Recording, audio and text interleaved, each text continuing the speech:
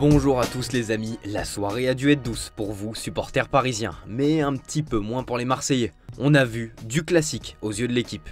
Le PSG n'a pas particulièrement brillé, mais s'est malgré tout imposé 3-1 face à son rival olympien, qui n'a pas démérité.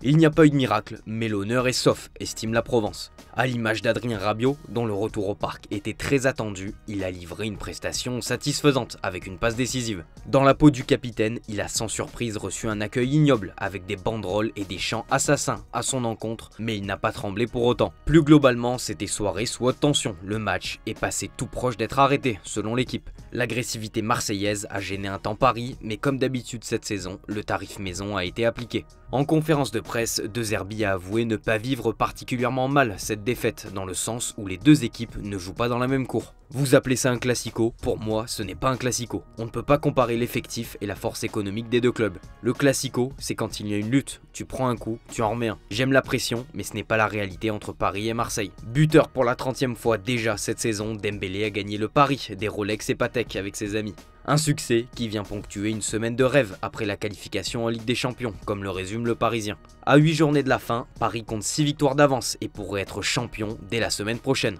Dans le reste de la Ligue 1, l'OL s'est fait peur, mais a réalisé un joli coup. Mené 2-1 à la mi-temps, Mikotadze a changé le cours du match avec 2 passes décisives et un but, victoire 4-2 de l'OL. Le Géorgien est impliqué dans 7 des 8 derniers buts lyonnais. A noter le match arrêté entre Montpellier et Saint-Etienne. Les Verts mènent 2-0, mais des jets de fumigène sur la pelouse et en tribune ont mis fin à la partie à l'heure de jeu. Direction l'Angleterre avec une journée historique pour Newcastle. Opposés à Liverpool en finale de Carabao Cup, les Toons se sont imposés 2-1, synonyme de titre.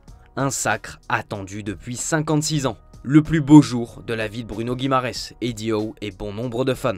Il s'agit du premier trophée national des Toons depuis leur victoire en finale de la FA Cup en 1955 contre Manchester City. La presse britannique, du Daily Mail au Daily Express ou au Mirror, tous les tabloïds relayent ce jour historique et félicitent Eddie Howe. Le coach de Newcastle a fait ce que Sir Bobby Robson, Ruud Gullit, Kevin Keegan, Chris Waddle et Alan Shearer n'ont pas été capables de faire, gagner un titre. Il est devenu le premier manager anglais à remporter un trophée national majeur depuis Harry Redknapp en 2008. Du côté des perdants, la semaine est très compliquée à vivre. Élimination en LDC, défaite en finale de Carabao Cup, il ne reste aux Reds que cette avance de 12 points en première ligue pour se consoler. Mohamed Salah est pointé du doigt par le Mirror. Cette défaite douloureuse a prouvé que personne n'est indispensable à un club comme Liverpool, y compris la légende Salah. C'était un rappel qu'il aura 33 ans, raison pour laquelle les dirigeants d'Anfield ne peuvent pas lui offrir un chèque en blanc, comme le réclament les fans.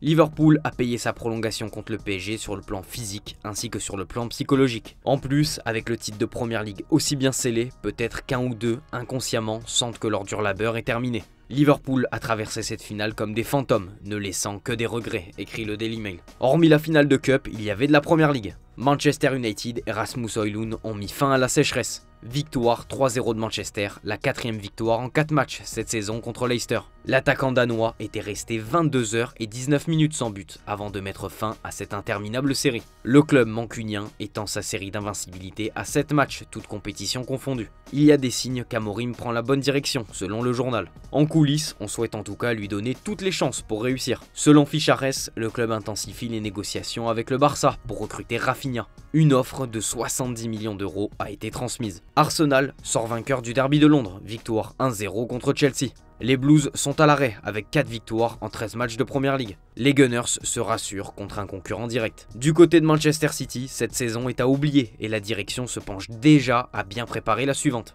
Selon Football Insider, City veut frapper un gros coup en attirant Eduardo Camavinga. Un dossier qui s'annonce difficile, le Real vend rarement ses meilleurs éléments, encore plus à bas prix. City veut profiter de son manque de temps de jeu pour le convaincre. Le Real a fixé son prix à 83 millions d'euros. Direction l'Espagne, encore sous le choc de cet énorme coup, signé Barcelone. Mené 2-0 jusqu'à la 70e minute de jeu, le Barça a lancé le mode remontada et s'est offert un succès 4-2 face à l'Atlético de Madrid. Une victoire de champion pour Sport et une réaction de leader d'après As. Le Barça compte 4 points d'avance sur son adversaire du jour avec un match de retard. Semaine noire pour Simeone et ses hommes éliminés en Ligue des Champions avec la polémique autour du penalty d'Alvarez et la possible perte de la Liga. Le coach des Colchoneros a avoué que le Barça était la meilleure équipe de Liga cette saison. C'est le duo Lamine Yamal-Ferran Torres qui a changé cette partie. Entré en cours de jeu, Ferran a une nouvelle fois prouvé sa qualité de joker de luxe avec ce doublé inscrit. Il a marqué 13 buts cette saison, 7 en Liga et 8 en sortie de banc. Et que dire de Lamine Yamal? Il n'avait plus marqué en Liga depuis le Classico le 26 octobre dernier.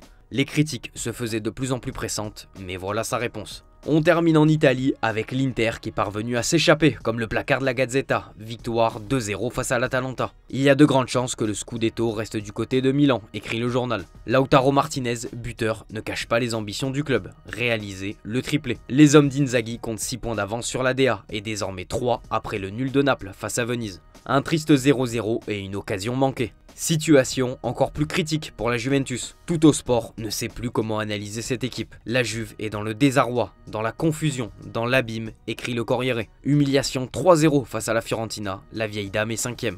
Motta a encore eu tout faux dans la formation, dans la disposition et encore plus dans les changements apportés. Motta n'y comprenait rien, ou peut-être supposait-il qu'il comprenait tout, mais l'orgueil l'empêchait de se corriger, écrit la Gazzetta. En fin de match, Cristiano Giuntoli a défendu Motta en refusant l'hypothèse d'une démission spontanée. La situation est critique et des évaluations plus approfondies ne peuvent pas être exclues dans les prochaines heures. Le sentiment est que Motta restera, faute de solution dans l'immédiat. C'est tout pour aujourd'hui les amis, merci de votre fidélité et on se dit à tout à l'heure pour le JT Foot Mercato. Ciao ciao.